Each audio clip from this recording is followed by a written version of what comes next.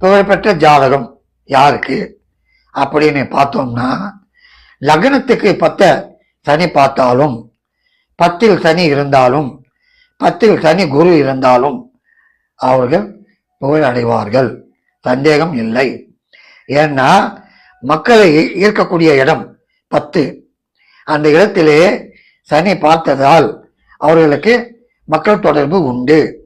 அது மட்டுமல்ல, லக்னத்திற்கு 5லே புதன் சுக்கிரன் சேர்ந்து இருந்தாலும், 9ல் புதன் சுக்கிரன் சேர்ந்து இருந்தாலும் அவன் எப்படி இருக்க வேண்டும்? 10-11 கூடியவனாக, அதாவது நில விளைவு யோகம் என்று கூறுவார்கள், அப்படி இருந்தாலும், அல்லது தர்ம கர்மாதிபதி என்று கூறுவார்கள், 9-10 கூடியவனாக இருந்தாலும் இவர்கள் 5லே 10லே இருந்தால், 9லே இருந்தாலும் அவர்கள் புகழ் பெறுவார்கள். அது மட்டுமல்ல, லக்னத்திற்கு 3ஆம் ஸ்தானத்தில் வெற்றி, புகழ், கீர்த்தி சொல்லக்கூடிய 3வது ஸ்தானத்திலே சந்திரன் உச்சம் பெற்று அமைந்தால், ஆட்சி பெற்று அமைந்தால், குரு உச்சம் பெற்று இருந்தால், ஆட்சி பெற்று இருந்தாலும் புகழ் கீர்த்தி உண்டு.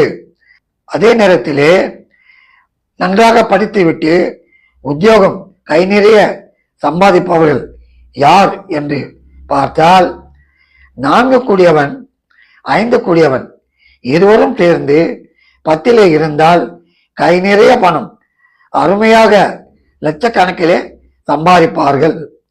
அதே நேரம் 10லே அவர்களுக்கு ஒரு லக்னத்திற்கு 10ல் சூரியன் அமர்ந்து அதோடு குரு இருந்தால் நவதானிய மளிகை கடை, ஹோட்டல் பிரமாதமாக படிப்படியாக அருமையாக வந்து விடுவார்கள். ஆகவே நீங்கள் வாழ்க்கையில் முன்னேற வேண்டும் என்றால் உங்களுக்கு முக்கியமாக அந்த ஜாதகத்திலே 9வது ஸ்தானம் பாகியஸ்தானம் என்று சொல்லக்கூடிய 9வது ஸ்தானம், 10வது ஸ்தானம் ஜீவனஸ்தானம், 5வது ஸ்தானம் பூர்வீக புண்ணியஸ்தானம் அருமையாக அமைந்து விட்டால் ஐயா மண்ணை தொட்டாலும் பொன்னாகும். நன்றி, வணக்கம்.